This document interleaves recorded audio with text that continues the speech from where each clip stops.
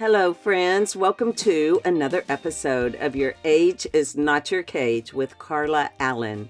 I am so glad you're here.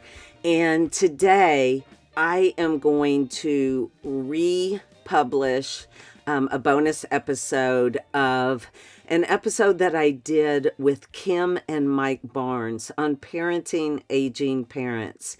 And I just felt it so strongly on my heart to put this out here again and share, because I've had so many friends recently that are in the season of life that I have been in. And I'm at the age where I'm realizing just how many people I know are dealing with the same thing in having to care for an aging parent, or it could even be a sibling or any relative. But we're in that season, and there is really nothing in life that can prepare you for this season.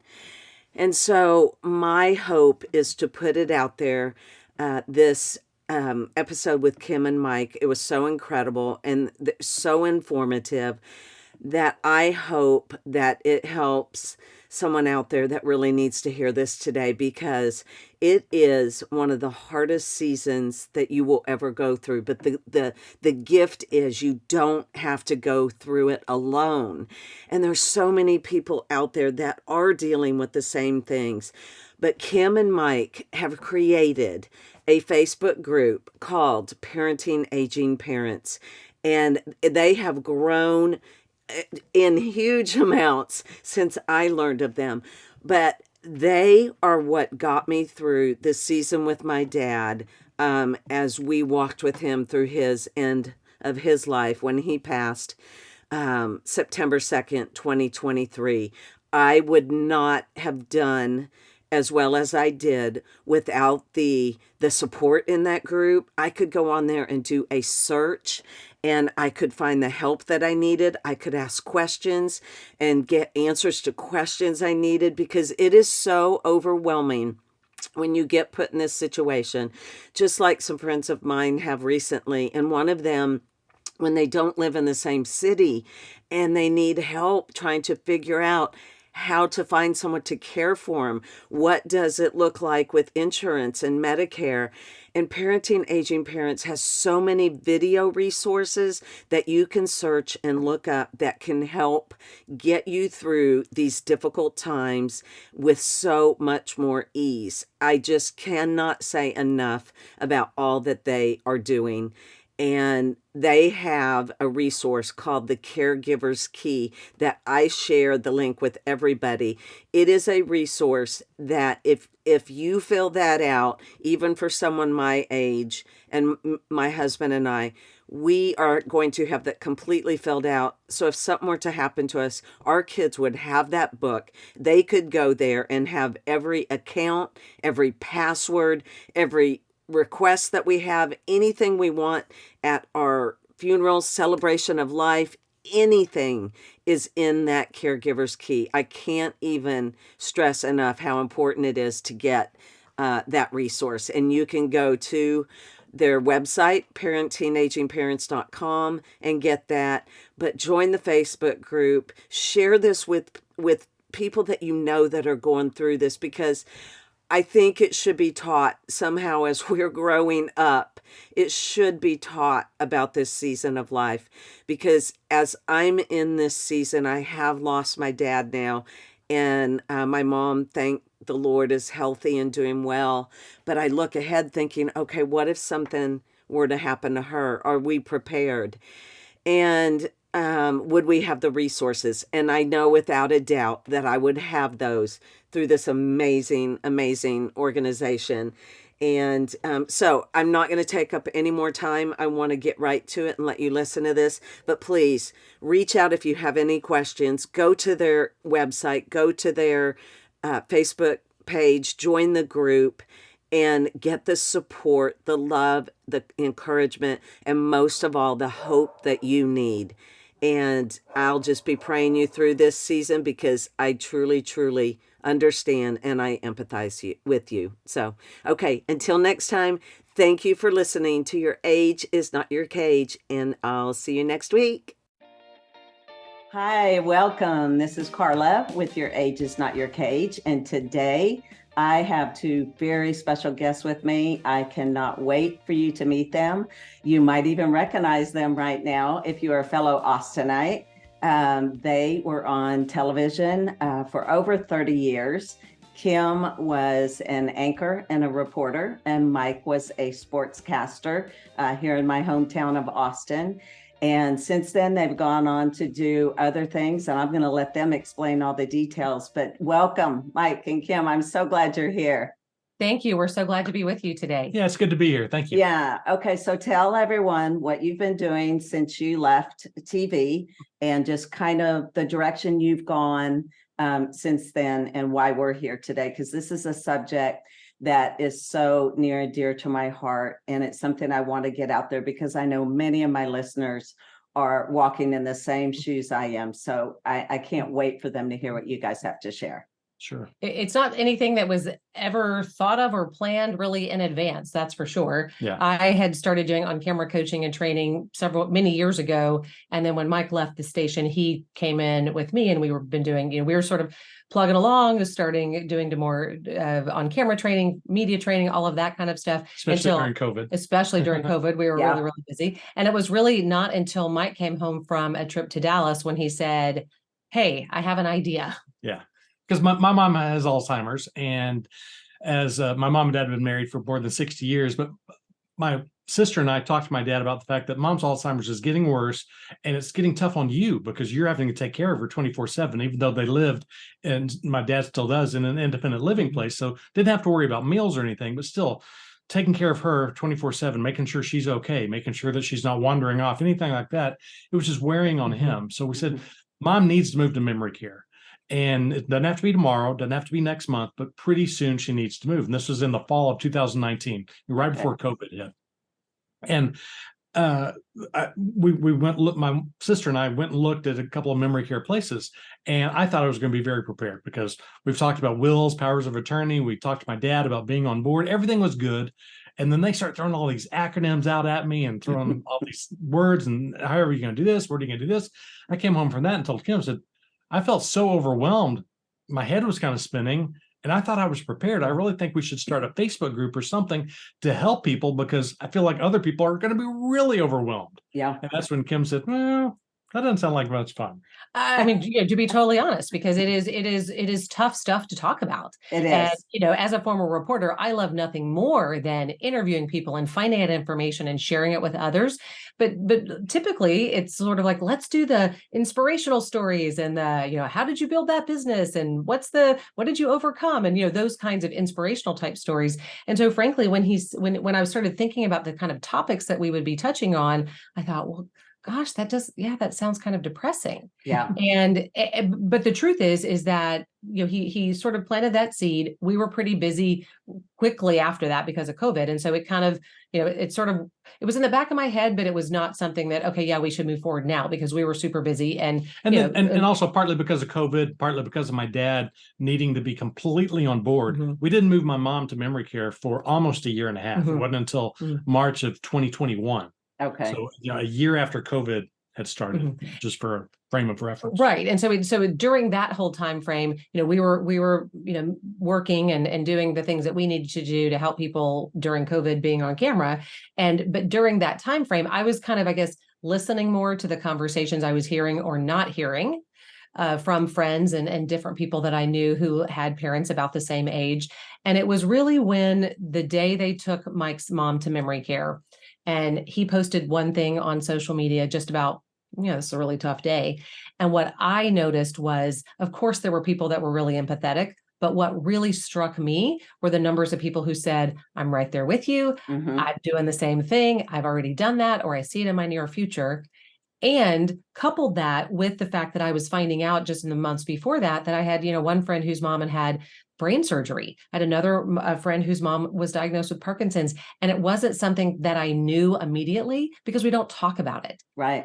So when I saw that post and I saw the numbers of people that are going through it and realizing that so many of us are going through this and we don't talk about it, so we can't help each other. Right. And that's when I said, finally, okay, remember that idea. I think you're right. We should do that. Let's and try it. Yeah. Yeah. Yeah. Well, and I don't like to admit I'm right very often. I mean, I like to admit that I'm wrong and he's right very often. She hadn't been wrong very many times in our marriage. Yeah. You know, it's the same in mine. It's crazy. Yes. Yeah. You know, the thing about that is it's hard to talk about. Yeah. And I know that when I've talked about certain things in the situation I'm in with my parents, my dad has Alzheimer's and vascular dementia, coupled with diabetes and many other things. But when you talk about it and people that haven't been through it, meaning they mean good, but they offer up stuff that it's like, oh yeah, no, that doesn't work at this stage, or that's not. And it's something that I have found now as I talk about it. And so many of my friends that have been down this road that I feel bad. I even told a friend yesterday, I feel bad. I'm like, I wasn't a better friend to you during this time because I didn't understand fully what you were going through. And and I had told her that I was going to be talking to you guys. And I said, I just want people to have a place to go and a resource to go so they do feel like they're not alone in it. So I think that's why it's so important what you guys are doing.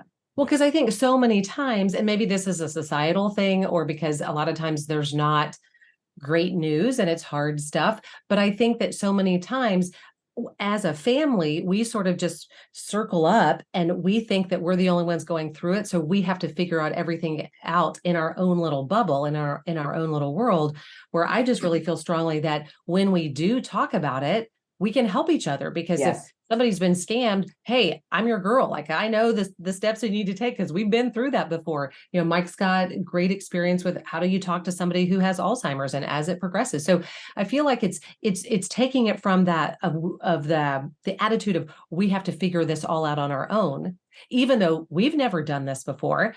So how would we know what we're supposed to do or what resources are available or anything like that? So it's really a matter of just, you know, like that collective wisdom is so much stronger. Well, I think it's also the positive, negative aspect of it. And it doesn't matter what your personality is, whether you're outgoing, an introvert or whatever.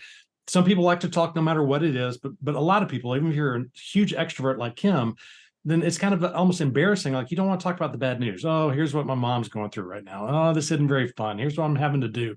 I kind of like to compare it to having a baby, because when Kim and I had our first baby back in 1997, Kim knew how to change a diaper. She had to teach me, but otherwise we didn't really know what we were doing. But everyone under the sun, friends, neighbors, coworkers, everyone had a bit of advice for us. Here's what to do because things are going to get better. Oh, the baby's not sleeping through the night. Here's what to do. It's going to get better. The baby's not walking yet. Here's what to do. Things are going to get better. And there was always some good news, even though it was tough on us, because it's always tough on new parents.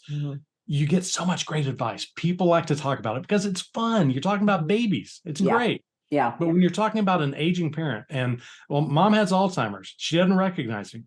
You don't want to be the Debbie Downer bringing the party down and say, oh, sorry, Mike. That's a bummer. I mean, right. And then turn and say, well, what else can we talk about? What's something fun? You don't want to be that person. So because of that, so many people live in silence. They don't want to talk about it. They don't want to share because they don't want to be that person who's like, oh, wow, you're the life of the party. Great. Yeah. And that's what we all run into. And it's people being able to find a group, being able to find a community, to be able to feel like it's okay to share. Like, oh my goodness, things are not good with my life.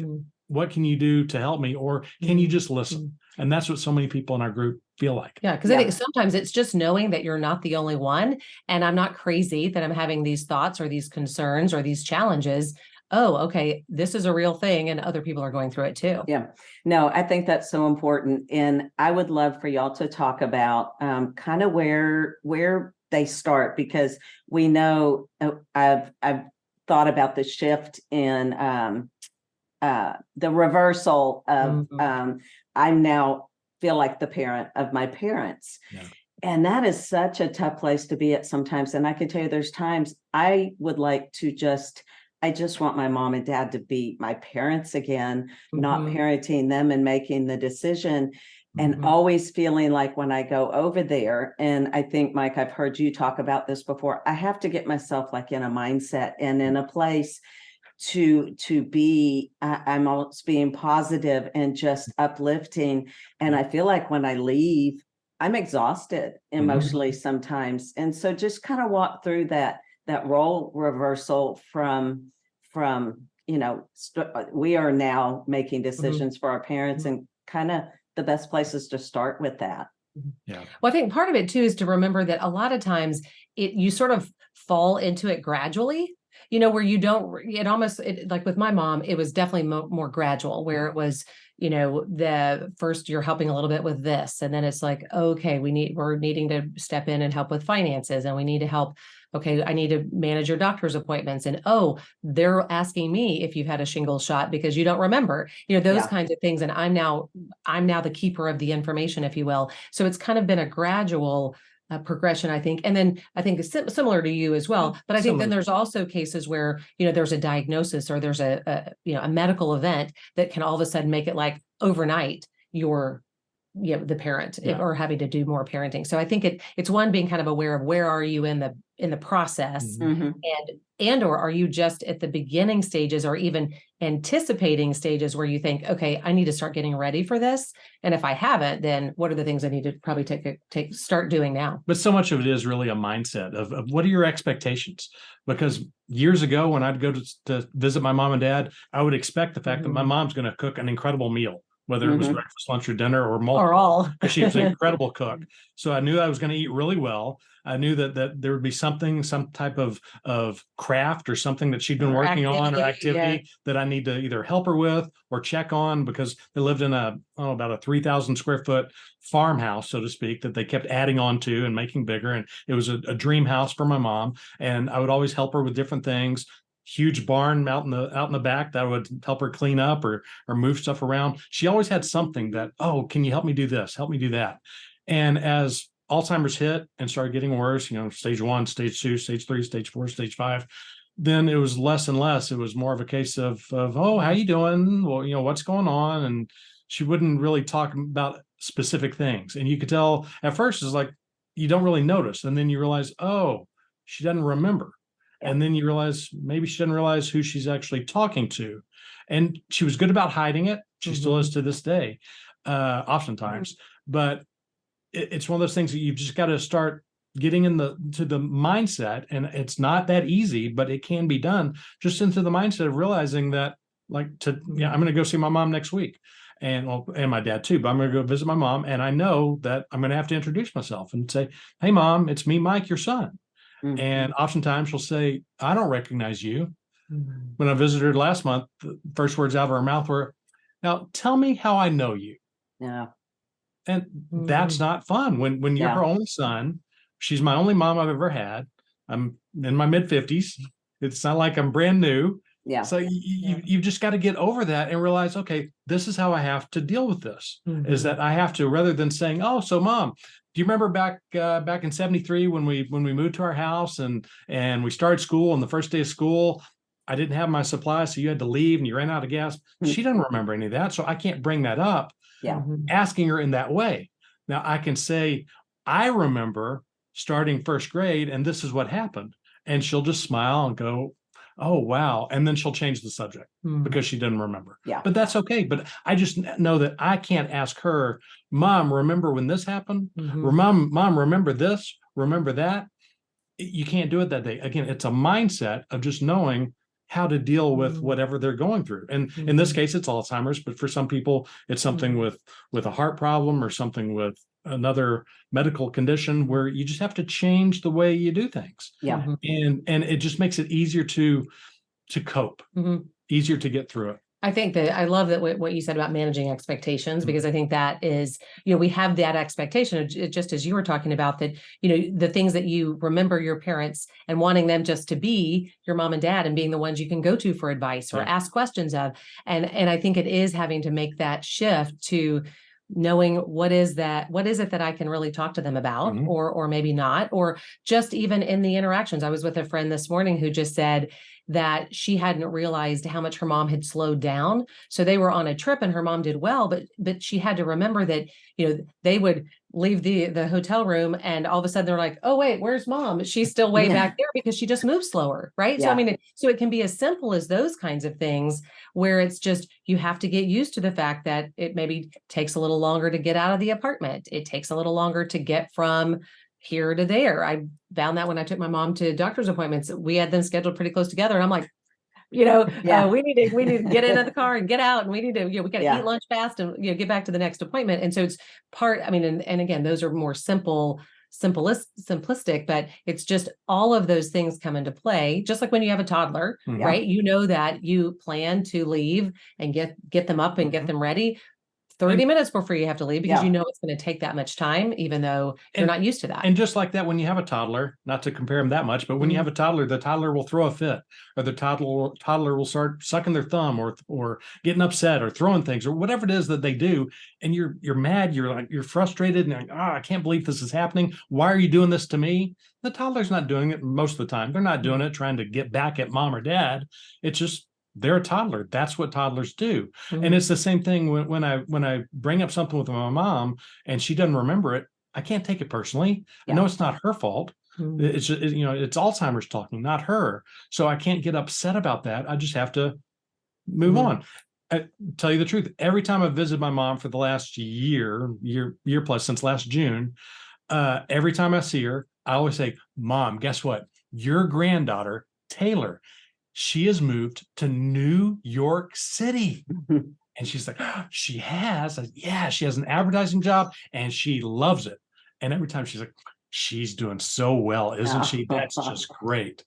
And she says it like she's heard it for the first time, which that's how she is. But I use that because I know she's going to get excited about it. I know she's not going to remember it, which is fine. I'm not hurt about that. I know my daughter's not hurt about that, but it gets her excited. It changes the subject in case she's saying, why am I here? Having a bad day. Yeah. Who are you? Are you my brother? Because she's asked me that several times. She thinks I'm her little brother. Yeah. And just to get her off of that, and to get her talking about something else, I bring up my daughter moving to New York. She never remembers it. She's always acts like it's the first time she's ever heard it. And it's great to say.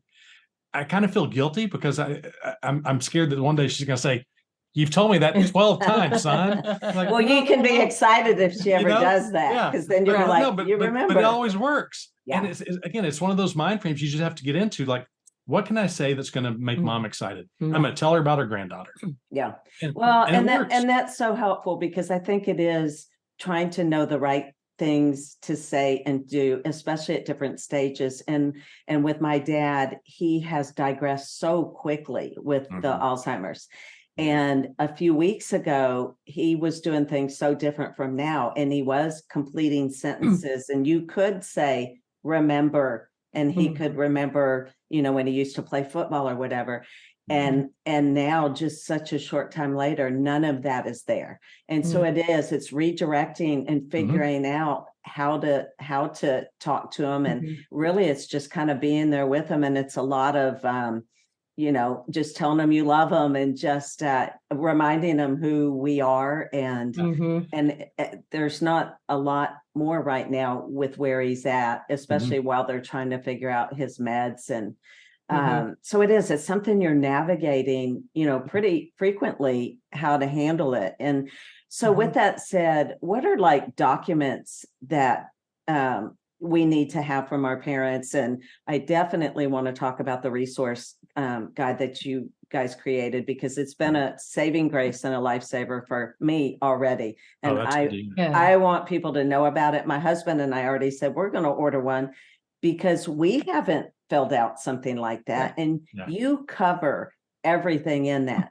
So share with us the kind of things we need to be collecting from our parents, what kind of conversations to be having, and what that looks like.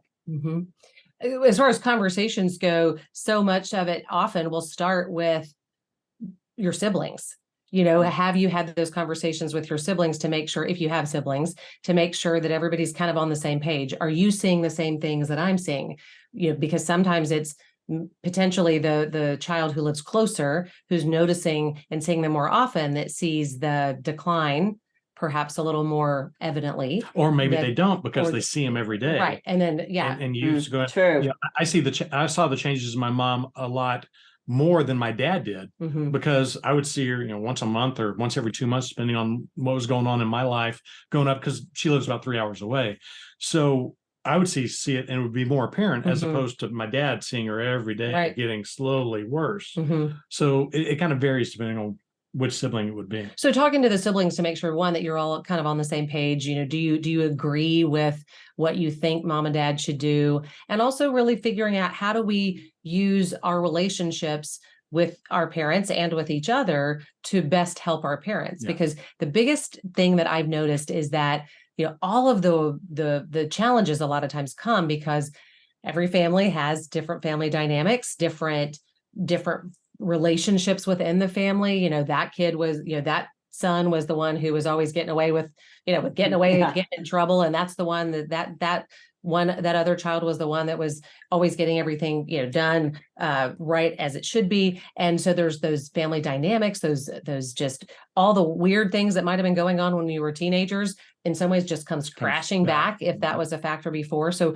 really trying to get on the same page, because the more you can kind of play to the strengths of each other, that'll make it better too. Because like there's, excuse me, there are things that my brother can say to my mom and will get more of a response or action than if I do it. Yeah. And same and different things that I can do differently, or perhaps my mom will listen to better when I say it. So it's just really figuring out, kind of how do we navigate this together, and hope that everybody and work as hard as you can to try to get everybody on the same page. Yeah. And one of the first things you need to talk about with mom and dad is finances, because so many people, my dad was an accountant, incredibly tight with his money, incredibly secretive with his money, never wanted to talk about money around us as far as how much money he made or how the family was doing. It was just a case of, okay. I find that that's that generation too. Yeah. Yes. They didn't talk about those kind of things. It was always very hush hush in my house. Yeah, for sure. Watch your pennies, let the dollars take care of themselves, that type of thing. Yeah. But yeah, luckily, as he got older, he realized that my sister and I needed to know. So he would slowly start kind of opening up the book, so to speak, and let us know how much money he made.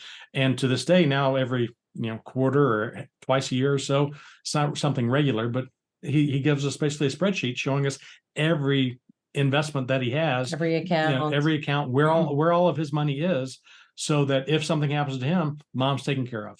Here's what you need to do. Take care of mom.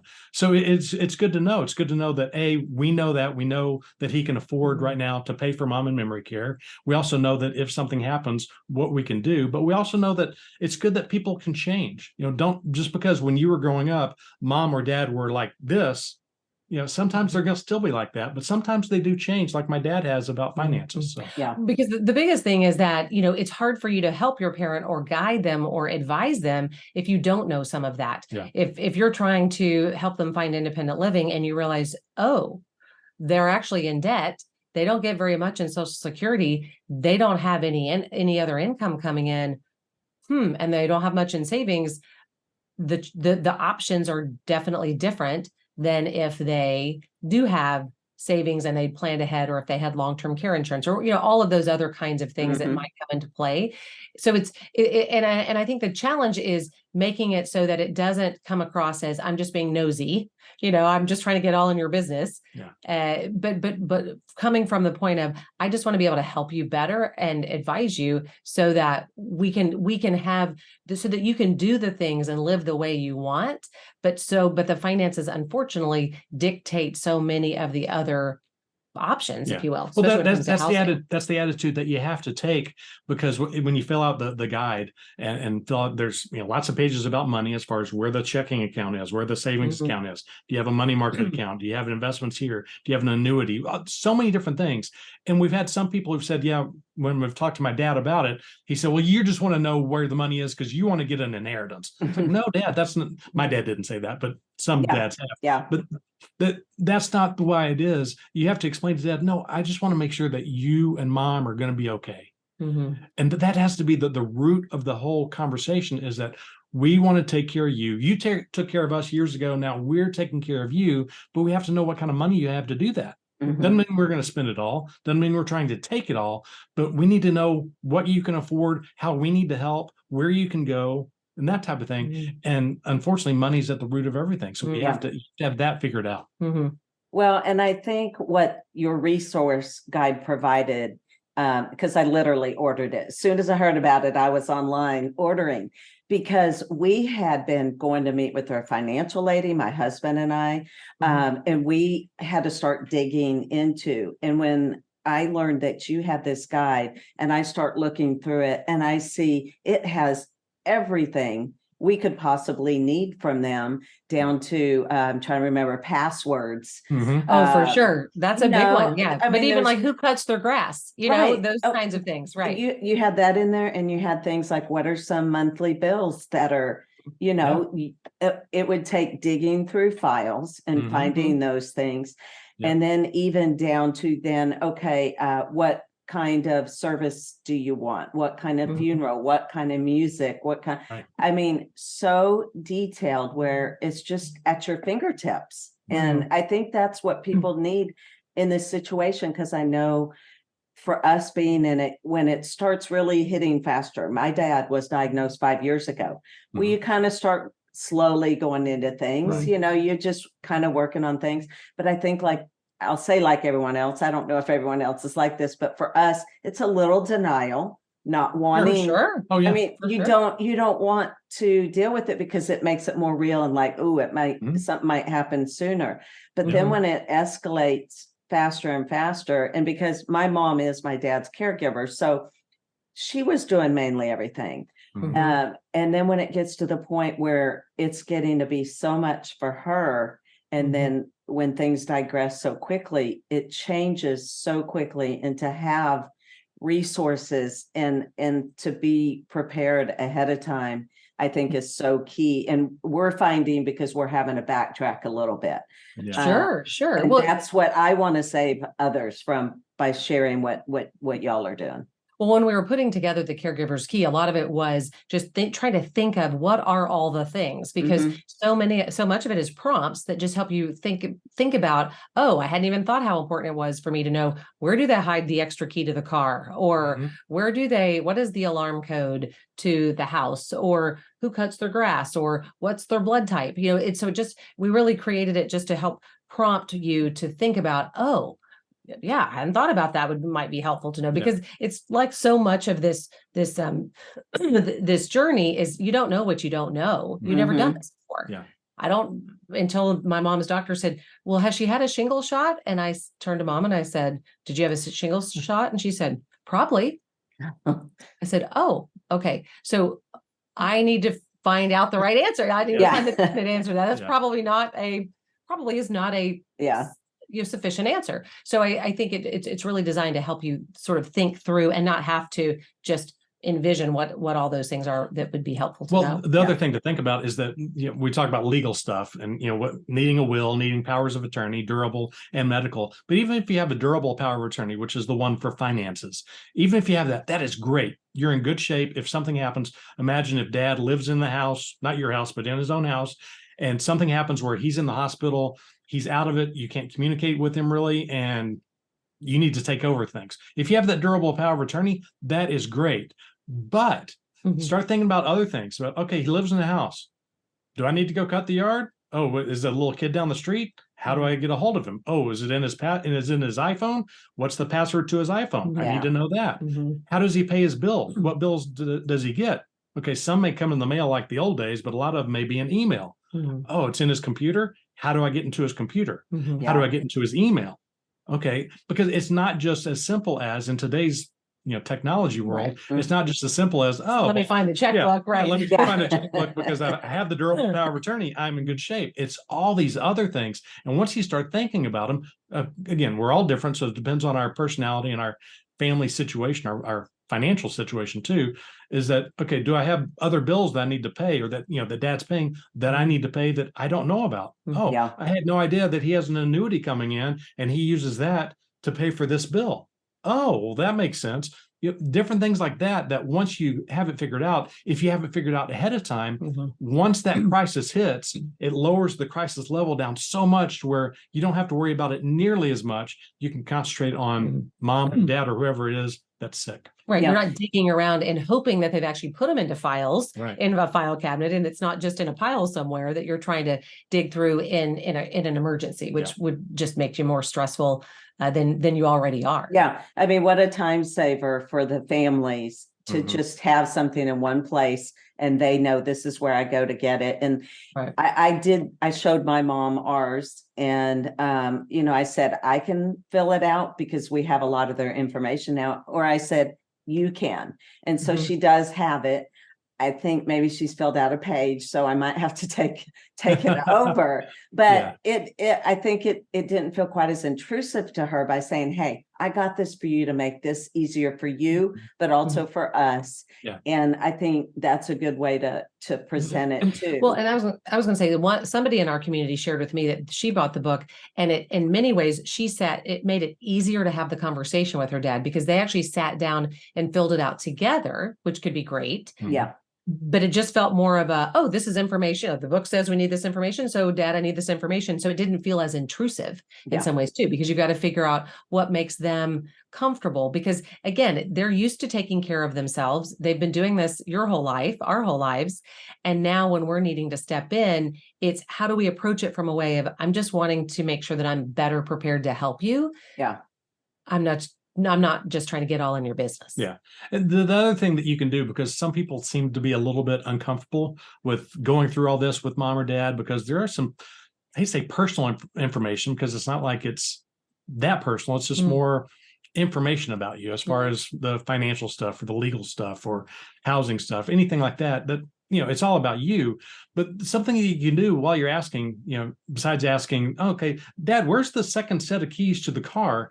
While you're asking stuff like that, you can say, Dad, what was your first car? And just start bringing up stories, because most parents love to tell stories. Yeah. So just get the stories talking. When you're talking about the house, and said, Dad, when did you buy the house? Oh, what was your first house? Do you remember that? Do you remember how much you paid for it? Yeah. Weren't the interest rates really high way back then? That type of thing, to where you can get them realize that you're not just talking about this yucky stuff because you want to know about it because things are going downhill for me, but you're also being able to talk about some memories, and it's a good chance to bring up all these memories that you may not know about or you may have forgotten about. And we've got that second side of the thing, that's the notes section. You can write down notes about all these memories and keep a way to keep things alive. And that's something that a lot of us cherish, is to having all these memories about mom or dad. Yeah. And one of the things too, I think, is that if you can get one of the Caregiver's Key or something like it, with where you can keep track of that information, when you can do it before it's actually really needed, makes it and even the conversations that we're talking about too, when you can have those conversations when it's a little bit more hypothetical still, like, hey, we watched this podcast and they were asking all these questions that I thought, what we've really never talked about. What would your desire be for where you'd want to live when you get older? When you can do it from a perspective of, maybe this is 5-10 years down the road, maybe it's next year, but it's still more of a casual conversation versus, okay, you fell, you broke your hip, you're in the hospital, you're getting discharged to rehab, and then they say you can't go home. What are you going to do? Yeah. And then it's you're you're frantic, and it's more of a crisis then versus hey, we've already had this conversation, so I kind of know your wishes. Not to say that they may not change their mind when it actually happens. There was somebody in our community who shared that their mom had actually written a letter to themselves and said, if I get to a point and you think it's time for me to go to assisted living or whatever it is, pull this letter back out and let me read it and so that I can remind myself that I told you this is what I should do, because I don't want to be a burden on you, or I don't want to, I don't want this to be I don't want to be fighting you on it. So remind me, and here's my letter that shows that I said this. Yeah. Well, and it's not always easy to get them to be proactive ahead of time, because I know we did attempt that a few times with my mom. And for her, I think, again, it was kind of easier just to push it to the side, because you really don't want to think about it. And you don't want to think about making those plans. But from experience being in it now, and like I said, kind of backtracking, and learning, what is our Medicare coverage? Is Medicaid a possibility? Do we do in-home care? Do we do hospice care? Do we do a memory care, skilled facility? It's enough to make your head explode. Makes your head spin, for sure. Well, again, when you're planning and preparing, we all have strengths and weaknesses as far as being organized, or what our strength is as far as different subject matters. But I look at my mom and dad, and they were incredibly organized in so many ways, because gosh, I want to say it was maybe 20 years ago, 15 to 20 years ago, they went ahead and bought the place where they're going to be buried. It's going to be above ground, so to speak. They're on they say that's the third floor, and Mickey Mantle's in the same place on the first floor. So they're above Mickey. But they've already bought that place. They bought the casket. Everything is taken care of for when they pass away. But, and it's in our guide, it's like, okay, what about the memorial service? What do you want in your funeral, as far as, do you certain things to be said? Do you want certain flowers, certain verses, certain hymns, anything like that? And I talked to my dad right after we moved mom into memory care. I said, Dad, this is a sheet that's in our guide. Have you ever thought about that? Because you and mom have never talked about it. You have the casket bought to live with Mickey, but you don't have anything else done. Have you thought about that? And he's like, no, we never have. I said, well, here, I'm going to make a copy of this. Might I suggest? Fill it out at your convenience. That was 2 years ago, and he hasn't done it yet, but he knows it's there. He knows he's going to be thinking about it and working on it eventually. And I trust that he'll do something, because if and when he does pass away someday, when that happens, it's going to be so much easier when I'm able to look at that and go, oh, he wants hymn 367 to be sung at his memorial service, or he wants John 8:12 to be read as a memorial service, or whatever it is like that. Or So if he you're not says he having to doesn't think care, about it, then I don't have to worry about it as much as, oh my gosh, what are we going to do? Or do you want to speak, or should I speak? Who's, then it's frantic. And again, the crisis level is way up here. Well, and because when something does happen to them and they do pass, and how nice to have that where you can just look at it, versus, like you said, I'm trying to think of what was their favorite song? What was that song they talked about all the time? And it's written right there. And I think that just makes it so much simpler for everybody involved. And let me ask you, have you learned through everything that you've been through, is there things that you could share with our listeners that have to do with, like, getting attorneys or finding certain care facilities, or anything in that realm that could just offer up some advice and help to people to make it simpler? Well, one of the things that I think that we quickly realized after starting the community, when we started the Facebook group, it was just okay, let's just start this and see what happens. We had no expectation of what it might become. We had no idea. And you have how many members now? More than 7,500 from around the country. I mean, how amazing. And a few from around the world. Yeah. So amazing. Around the world. But I think that one of the things, and we started from the very beginning, Mike had the idea of, what can we add to the conversation? We're former journalists, so let's do interviews and let's help people get the information. Selfishly, some of it was, I need to know more about this, so let's do an interview about this, which has been helpful. And that we continue to do. So we have 75 plus interviews on all kinds of different topics. But one of the things we also quickly realized as we were learning things was, wow, there are a lot of resources and services and providers out there who can help you if you know about them. The biggest challenge for many adult children is that you find yourself in this position and you don't even know what you're looking for or what to Google.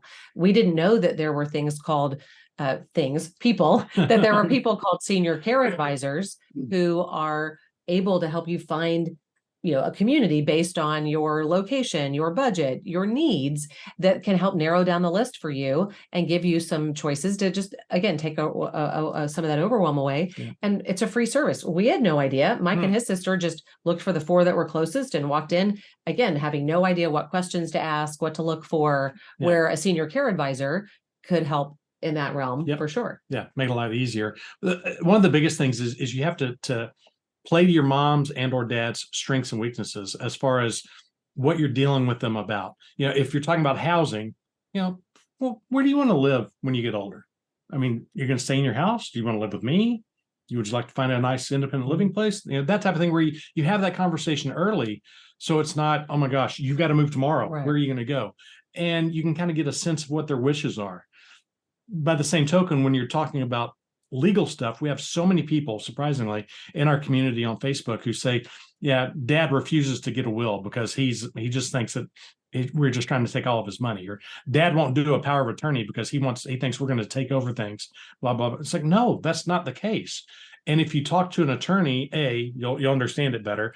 But if you talk to your mom and dad and realize one of the biggest gifts you can give to me is these legal documents, because if I have a will and I have a power of attorney, legal, a durable and a medical, I don't have to worry nearly as much. Yeah. I'm not taking anything. It has nothing to do with finances. You can leave me out of it. I don't care. Forget about that. It's the fact that I can take care of you if something goes wrong. Because if you don't have these things, it's going to be such a headache for me. It's going to make my life miserable. And if I think most parents want to do what's best for their kids. And that's what that would be. Like, oh my gosh, if we have 2 kids, Brandon and Taylor, if I know that I have a will and I have the 2 powers of attorney, then my 2 kids are going to be loving me for that someday when they really need it. Okay, that's great. I don't have to worry about, that's such a great gift I've given to them that we have those things. Yeah. And it's the same thing for your mom and dad. So treat it that way, as opposed to, I need to have a will because I want to make sure that I'm getting more than my sister. You can't treat it that way, because that's what's going to rile up dad. That's what's going to make him go, whoa, whoa, whoa, whoa, whoa. That brings up the old things from when you were a kid. But if you just treat it like, what would be so good for me? The greatest gift you can give to me right now is, let's take care of these legal things so that I don't have to worry about them. Right. Yeah. If you don't have the HIPAA, if you don't have medical directives, things like that can make it really difficult when you're trying, because frankly, it makes it impossible for you to make sure that you're carrying out their wishes. Because you don't know some of the things. If you don't have that medical directive or that medical POA, you can't do what they've asked you to do. I'm just guessing. Right. In that case, if they'll even give me the authority to make those decisions, or you're having to put that in the hands of somebody else. But I think that when you're looking for those services, that's one of the things that we've loved about our community, and even just some of the resources that we've been able to put together, is trying to help people find, an attorney or a hospice agency or whatever it is that you might, those different kinds of providers that you might need and that can really help you, and really helping to even understand. Hospice is one of those that is so misunderstood, I think, because so many people think, misunderstood. Yeah. So we've done multiple interviews about hospice, because I think that most people, because of the term and the ways we've heard it used in the past, we think, oh, it's for like the last 4 days. Not necessarily. You could be on it for a year or more, or longer. So in some cases, if you're requesting it early enough, and you have to qualify and all of that. But I think it's just knowing that there are places that you can find those resources, that you can ask friends, that you can ask other people that are going through it or have been through it, because they're going to be able to give you those recommendations for, the specifics of where do you live? Okay, here's a independent living or an assisted living that's in the area that's close to you, because so much of proximity makes a big difference too for a lot of that, because you want to be able to be close enough that you can visit. I like to compare it to, again, going back to having kids going to college, because it's not like any of us wait until the day that they graduate from high school, and then we start bringing up the subject about college. No, it starts for us. We started saving at a very, very early age so that we could have enough money to send our kids to college. We started talking when they were in elementary school and even middle school about, okay, you need to make good grades. What do you want to study? And then we started looking at schools and if there were scholarships. And you look at so many things before they even graduate, and then you send them off to college. And it's the same thing here with so many things as far as where they should live, what they can afford, where they want to go, what they can do. And a lot of it is their wishes, whether they want to live at home, live with you, live in an independent living place, live in a nice independent living place. And it's so similar to college. Okay. Sorry, best you can do is junior college, but let's find a good one for you. Oh, you want to go to Harvard? Okay, let's see if we can send you to Harvard. There's a lot in between. And it's the same thing with where mom or dad are going to live. So if you start it early and have that conversation and look at it in that way, it just makes it a lot easier than waiting till the last minute and going, oh my gosh, we need to put you somewhere. Yeah. Right. Yeah. We can't afford anything. You're going in the back room. Yeah. Well, I mean, and even your Facebook group and the things that you've pulled together. I mean, I know we're all in Austin, Texas, not all the listeners, but we are. Right. And so this is still something that can be helpful to anybody. They don't have to live here. Oh, for sure. Are there other resources out there for listeners that don't live in our area, as far as other Facebook groups or other ways that they can get help? Because, and tell me if I'm wrong, the Facebook group that you have primarily focuses on our areas. Is that correct? Not necessarily. Okay. No, not necessarily. I think we have a lot of people, obviously, in Austin, just because we've lived here for 30 years. And so, and we've done a lot of presenting and things like that in Austin, but we have people from all 50 states. We have even some other countries, because so many of the issues of the challenges and things like that, and a lot of even the interviews that we've done, say with the Department of Public Safety, that may be specific to Texas. However, we'll list that you just need to find who is it in your state that's in charge of driver's licenses. And Mike made a list of, here's the one in Michigan and whatever, because that way you at least have the verbiage, you understand the questions that you're asking, and you're sort of, if I'm trying to get to my parents reported so that they quit driving and have to have another test, that's the example there. Who is it that I need to access there? One resource that we have found to be that's in every city, if you will, is called the Area Agency on Aging. And it's a government funded program that is sometimes called a little bit different name, but if you just go to Google and type in Area Agency on Aging in your city, it's in most metropolitan cities around the country. And that's a great place sometimes as a first stop for being able to find that. There's also, there are care managers and there are national associations. So sometimes you can go to their website to find, hey, who are people that are members of the National Care Association of Care Managers, associations like that. So national associations can be a helpful place to be able to find that, specifically if you're looking for elder attorneys. Being able to, a lot of times it's asking just in your community, because that's where you're going to get those great resources. Which is why, referrals. Unfortunately, sometimes you're not comfortable asking within your community because you don't want to be, again, the depressing one asking bad things. So that's why our community with Parenting Aging Parents is so good, because you can get in there and ask. And we had somebody from Chicago asking a question about the Chicago area last week. A couple of weeks ago, someone from the New York area asking about that area.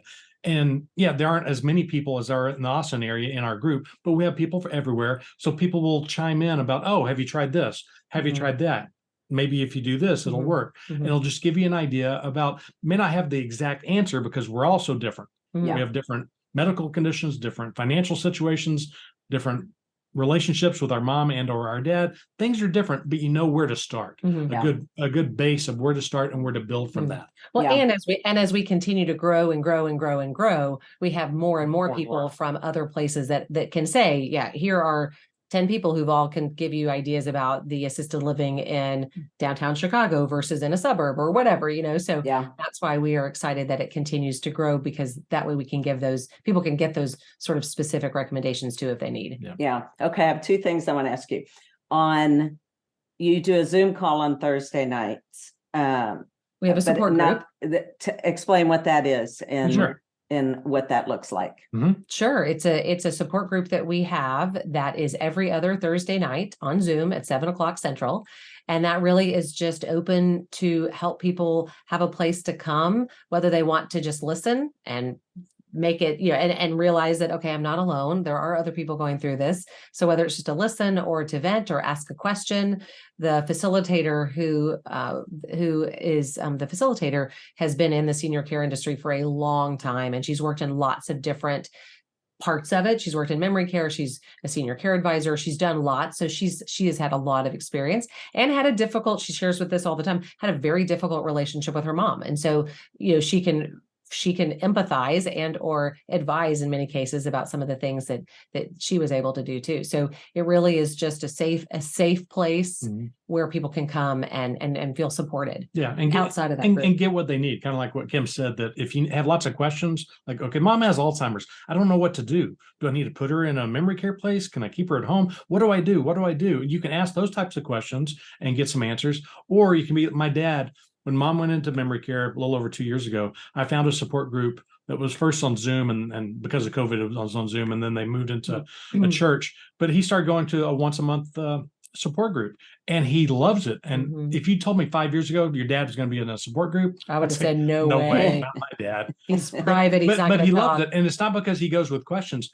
It sounds selfish to say it, but I kid him that he's a selfish person sometimes. But he goes and he loves listening to all the other people because they say what they're going through, and he realizes, it's not good what mom's going through, but it's good that we're taking care of her. Mhm. It's good that she's in a place where she's being taken care of so well, and it makes me feel good about our decision, Right. hearing what all these other people are saying. Yeah. So maybe that's all you need as a support group, or maybe you have all the questions. It depends on you, but find what's best for you, Mhm. and hopefully we're able to do that. Yeah.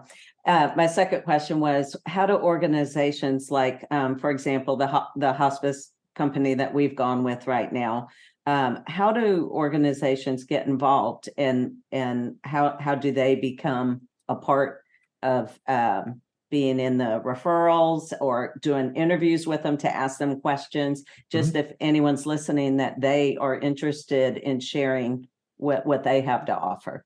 Sure. Well, we have started where we have some sponsorship opportunities and things like that. We have a resource guide page that's on our website to try to help people, agencies or providers, be able to share more about what they do.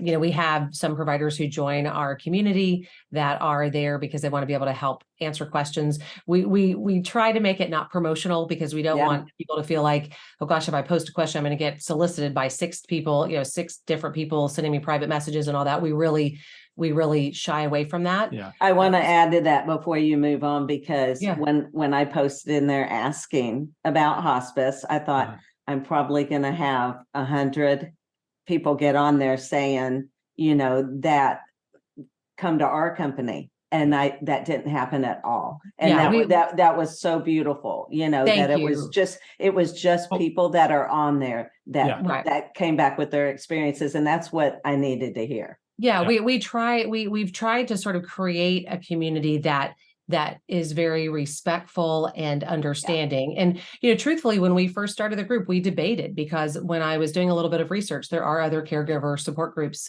as well. And I noticed that most of them very specifically say, no providers of it, no allowed. This is just for caregivers. And maybe it's the former reporter in me, where I looked at that and thought, well, that's okay, except that, and while I've learned a lot in my journey as a caregiver for my mom, I'm still not an expert. I've just sort of pieced together and figured things out on as I've gone. And I only have the experience of what we've done in our family. So we really felt like having experts that can be part of our community can offer a different they just have expertise, right? They've seen dozens of scenarios of the same situation, and it played out differently, where they have just a breadth of knowledge that I don't have as in my own little world, or you have in your own little world, or you have in just your family experience. So we really debated about whether to allow providers in our community. And we have found that for the most part, most are very respectful and a lot of the people that are in the senior care industry are there because they really have a heart for people and for helping them. And we make sure that we love them, but we make sure that they know what our rules are, because I didn't want our Facebook page to start turning into a Craigslist or an eBay, to where, and if you turned it around, I would probably want to do it too, to where I would want to post every day, hey, Mike Barnes has this to offer you. I think you should check this out. Contact me at mike@mike.com. That's something like that. It's like, okay, it could be okay, but we would get so many people who did something like that, that the page would just look so messy and just so overwhelming in that respect, promotional and promotional. And I didn't want that. So we were able to make the rules, and so many people are being so good about living by those rules, and understand that they're still able to get business out of it by playing it our way and the way that we like it. And I think it's turned out best for everyone that way. I think because it's such a community, and that's what you find when you're in it. It's a community that just wants to help each other. They just want to provide information to make the process easier. And that is what I found. And when you were talking about the care within even the hospice that we've dealt with, just the care that they've shown us, every person that has come out to visit with us, and my mom and dad, they make you feel like you're all that matters in that moment, and that they value you, they see you, they hear you, and they empathize with you. And today the nurse that came out just sat there and was holding my dad's hand, let him play with her phone, gave him this stethoscope. I mean, just showed him pictures of her dogs because she knew he loved dogs, and just entered his world. And I think that's what your community reflects from what I've seen.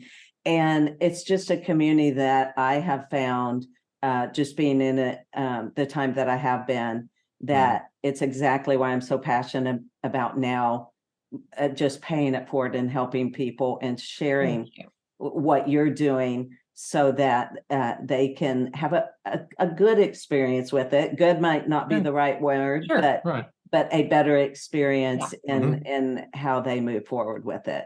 And I was just going to say, we've had so many people. It's sad when it happens, but so many people who've posted that mom or dad has passed away. But I am so thankful for this group. I'm so thankful for so many of you, not talking about us, but the people in the group who have helped them in so many ways, whether it's giving them encouragement, giving them an idea about something, giving them a suggestion about a provider, whatever it is, to help try to make things a little bit better. Because it's not fun and it's not easy what we are going through. And what we can all do together to help make things better for everyone is so, so valuable. And people don't realize it until they're going through it. I mean, that from that is what's made me and made us both so passionate about being able to go out and do presentations to organizations, to companies, to associations, to conferences, to help adult children be more prepared. Because the more prepared you are, the better worker you can continue to be, the better parent you can continue to be, the better child you can continue to be, better friend, all of those things, because there's so much of that just sort of can just sort of, smack you in the face all of a sudden. And the more prepared you are ahead of time, the easier it's going to be. Doesn't make it easy, but the easier it can make it as we go. And we really feel strongly about, companies that can help educate and prepare their employees. One helps their employees in their personal lives, but also will help them continue to be better employees when things are happening. Is there anything that we haven't covered that y'all really would love to share and get out there and make sure is something that people know about? I think it's just knowing that because we've never done this before, every person's situation is going to look a little different. Everybody's journey is going to look a little bit different. But I have just found that collective wisdom is so powerful and so comforting. Daily, people will say in the group, I'm just so glad I found others so that I don't feel so alone. And I think that's really key. And that was, we have gone ahead and we have a paid membership for people that just want additional resources and help and information, because we find that there are people that just need a little bit more, because we've never done this before and we're just trying to figure it out. And some situations are much more complicated. Some are a little more clear cut. You just got to figure out where you are in it and find and plug in where you need. Yeah. And we all have special relationships with our moms and our dads, and it's not fun what we're going through. And I say this all the time, that yes, it is a mindset, and it's a mindset in so many different ways, and the different things that you're having to do, whether it's taking care of their finances or pick them out a new place to live, or just to go visit them. Like I'm going to go visit my mom next week, but you can't dwell on the past. You can't worry about what's missing. You have to love what's still there. And once you can get over that hump, it makes things so much easier on you. And that's the biggest thing, is that yes, you want to worry about your mom, you want to take care of your dad, you want to take care of the family, but you have to look after yourself as well. Because if all of this pain that you're going through, this emotional pain, brings you down, it's not going to be good for anybody. So if you can get through that and just love what's still there with mom and or dad, it makes things a lot better. That's such a beautiful point. And I have a friend that has walked this journey, and she's been a huge support and comfort for me. And the one thing she always says is just join them in their journey, join them where they are right now, whatever that is. And then just every day be thankful for those moments, those times you get with you and with them. And that's what I remember. And even just a small moment today at being at my parents' and my dad came walking out from waking up, and just the smile on his face. If I could have just captured that, forever, I captured it in here and here. Yeah. But it's just those moments and taking that. So I mean, it's joining them in their journey. And so I just thank you both so much for what you're doing and what you've created. And I'm a huge fan, and I will be promoting this and sharing it, I mean, as much as I can, because I just believe in it, and I think it's going to just help so many people along the way. And that's I appreciate you coming on here, and I just wanted to get it out there for people so they can have things a little bit simpler and easier going down the road, and maybe cause them to get the book too and fill out for themselves, because I too am in my 50s, and you think, I don't need that yet. And I realized, no, I do. I need to go ahead and do that. And so it's a gift for us to be able to give our children. And I do think that perhaps our generation, because our parents' generation was so much more private and close to the vest about everything. And I think that, now our kids talk about at their jobs, everybody talks about how much money they make and who makes what and all that. So I think, so we're sort of in between that. I do think that hopefully our generation will be a little bit more proactive and more open to having those discussions with our children, because perhaps of what we've seen and some of the challenges of getting our parents to talk about it. Yeah, I agree. Okay. And I have to ask, just because this podcast is called Your Age is Not Your Cage. And the meaning behind that is, no matter how young you are, you have a voice, your voice matters. And no matter how old you are, we all have a story. We all have things we want to do, and we're not letting our age hold us back. So what is it you two feel like you're doing right now in your lives that you're not letting your age be your cage? You mean like if I was like a kickboxing champion or something like that, which I am not. I am not. No, it can be anything. I don't know. I just feel I feel like, as I'm listening to some of my friends who are sort of at, in their mid 50s thinking about retirement and things like that, I'm thinking, that I don't know when that's ever going to happen. So we're working harder, I think, now than we did when we were actually in our careers, if you will, in some ways. Yeah. I run almost every morning. Nice. And I'm about to referee about 100 football games this fall. Are you really? Yeah. I started doing that a couple of years ago, and my first game is in 2 weeks, and between August 24th and November the 11th, I'll do about 100 games. So okay, that's a great example. Yeah, that is a good. And is that local? Yes. Yeah, I'll do from Pop Warner, I guess you could call it, on Saturdays to varsity games on Friday nights. I'll do everything in between. So that is so fun. I'll do lots of games over there. Yeah. JV, 7th grade, 8th grade. Yep, it's fun. I bet you're hoping for a little bit of a cool down. Yes. It gets a lot better when it's cooler. But that would be a bonus. My kids keep telling me I need to get a hobby, so I'm working on that. Yeah, well, okay, get a hobby, because I mean, at 58, I started a podcast, and I started health coaching. I've always done fitness and everything, but I started health coaching like 55. So I've been doing more things in my 50s, probably because I was raising kids and whatnot too. But I feel like I have more excitement to do things now, and I don't care as much. I just do it. Yeah, so I guess starting a new business in our 50s. Exactly. We hadn't planned necessarily. Yeah. Well, thank you both so much. I really enjoyed our time together, and I'm just going to be looking forward to seeing all that happens with this, and I'll continue to share, and just thank you. Appreciate you guys. That's great. Thank you, Carla. Yeah. Okay. All right. Take care.